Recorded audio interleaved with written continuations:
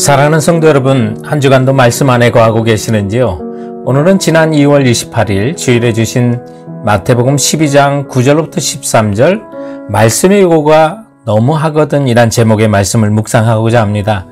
오늘 말씀의 묵상을 위한 산책은요, 캘리포니아 5대 작물인 아몬드 나무에 지금 꽃이 활짝 피고 있어서 그 농장을 다녀온 영상입니다. 마태복음 12장에 보면 바리새인들과 예수님의 안식일 논쟁이 나오는데, 이 안식일 논쟁 상황 가운데 예수님께서 한 회당에 들어가며 시작됩니다. 그 회당에 보면 한쪽 손 마른 사람이 있었고, 바로 혈액순환 장애로 인한 손의 근육의 장애를 가진 사람인데, 누가복음 6장 6절에 보면 이 사람의 장애는 바로 오른손이었습니다. 정말 중요한 오른손의 장애를 가진 거죠. 그런데 예수님께서 그에게 우리 생각에는 무리하다 싶은 요구를 하십니다.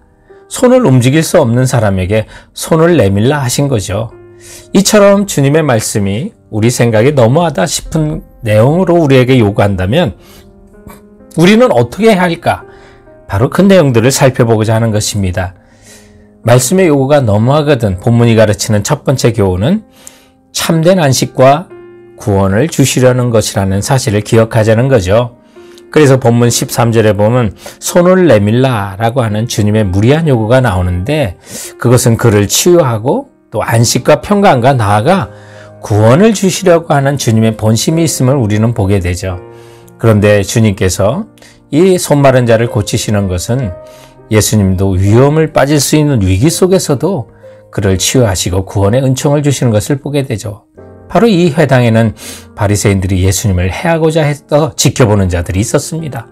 그래서 예수님에게 정말 손 마른 불쌍한 사람을 고칠 것을 그들은 예상하고 주님께 불순한 질문을 합니다. 안식일에 병 고치는 것이 옳으니까. 이 질문은 정말 안식일에 병자를 고치면 고소하려고 했고, 또 병자를 고치지 않을 때는 예수님께서 가르치신 사랑과 자비가 거짓이라고 매도하는 그런 시도가 충분히 가능한 불순한 의도의 질문이었습니다. 그런데 주님께서는 그 생각들을 다 아셨습니다. 그래서 11절과 12절에 너희 중에 어떤 사람이 양 한 마리가 있어 안식일에 구덩이에 빠졌으면 끌어내지 않겠느냐? 사람이 양보다 얼마나 귀하냐? 그러므로 안식일에 선을 행하는 것이 옳으니라 하시면서 예수님은 해로움을 당할 수 있음에도 그 사람을 사랑으로 고쳐주시는 것을 보게 됩니다.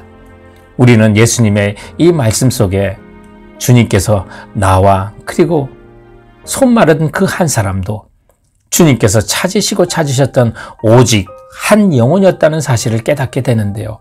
11절에 주님께서 하신 그 말씀들을 보면 바리새인들에게 너희들이 웅덩이에 어떤 양 한 마리가 빠진 것을 보았다면이라고 하지 않고 너희가 양 한 마리를 가지고 있고 그 양이 구덩이에 빠진 것을 보았다면 건져내지 않겠느냐 하신 그 말씀에서 예수님께서는 지금도 잃어버린 한 사람을 한 영혼 오직 주님께서 구하실 한 영혼인 것을 아시고 그를 구하신다는 사실을 깨닫게 하고, 저와 우리들이 정말 모든 사람이 예수님 앞에 한 영혼이었구나, 주님이 찾으셨던 한 영혼이었구나.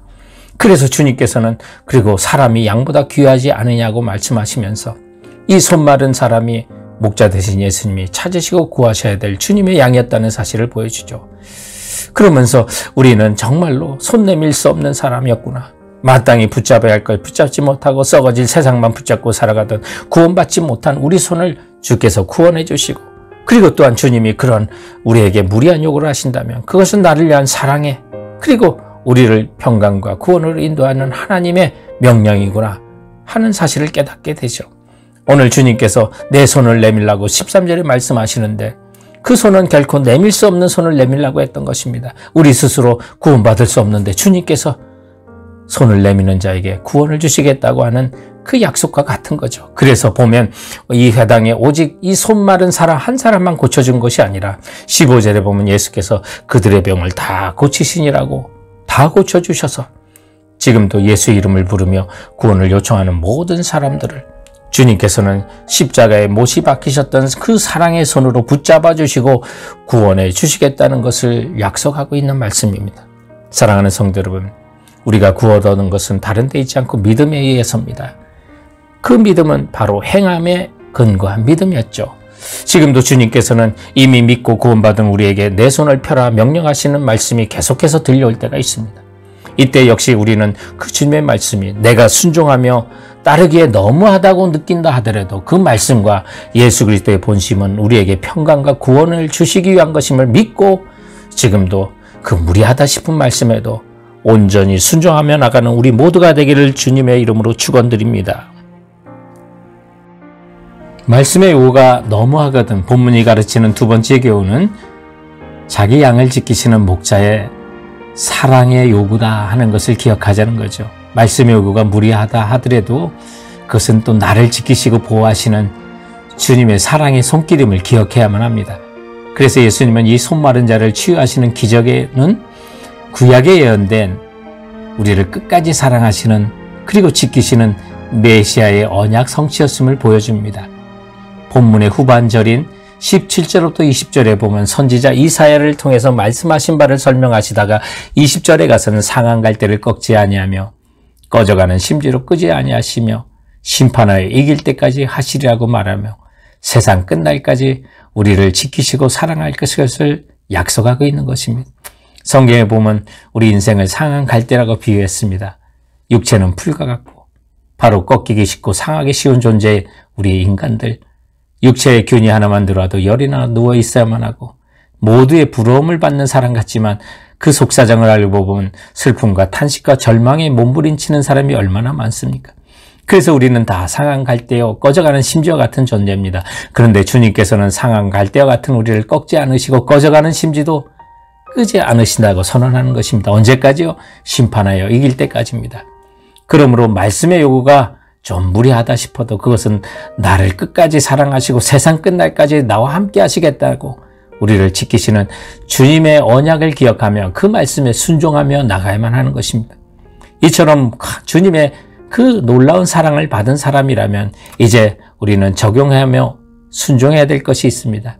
그것은 이미 얻은 구원과 고침받은 손으로 이제는 움켜쥐기만 하는 것이 아니라 이웃을 향해 내밀어주는 손이 되어주자는 거죠. 내 손을 내밀라는 이 말씀이 새 번역 성경에는 내 손을 펴라고 되어 있습니다. 이웃을 향해서 이제는 우리가 손을 움켜쥐지 말고 예수님을 대신하는 손이 되어주자는 거죠.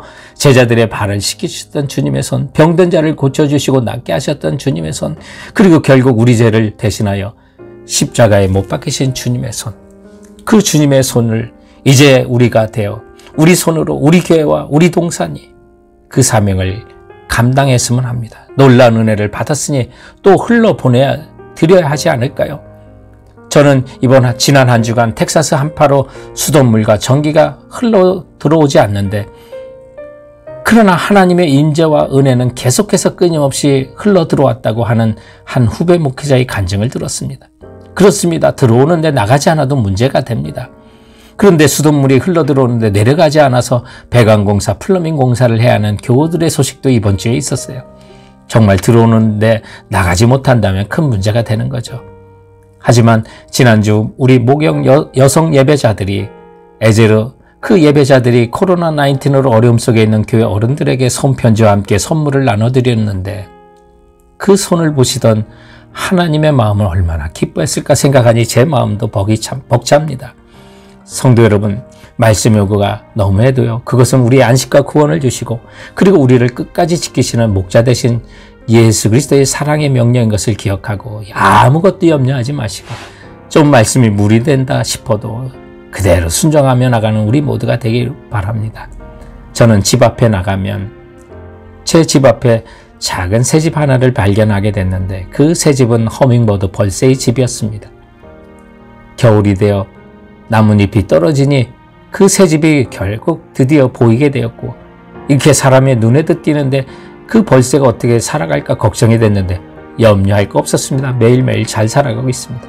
그리고 그 새 집이 있는 나무가 이제는 꽃을 피웠는데 자주목련나무였습니다.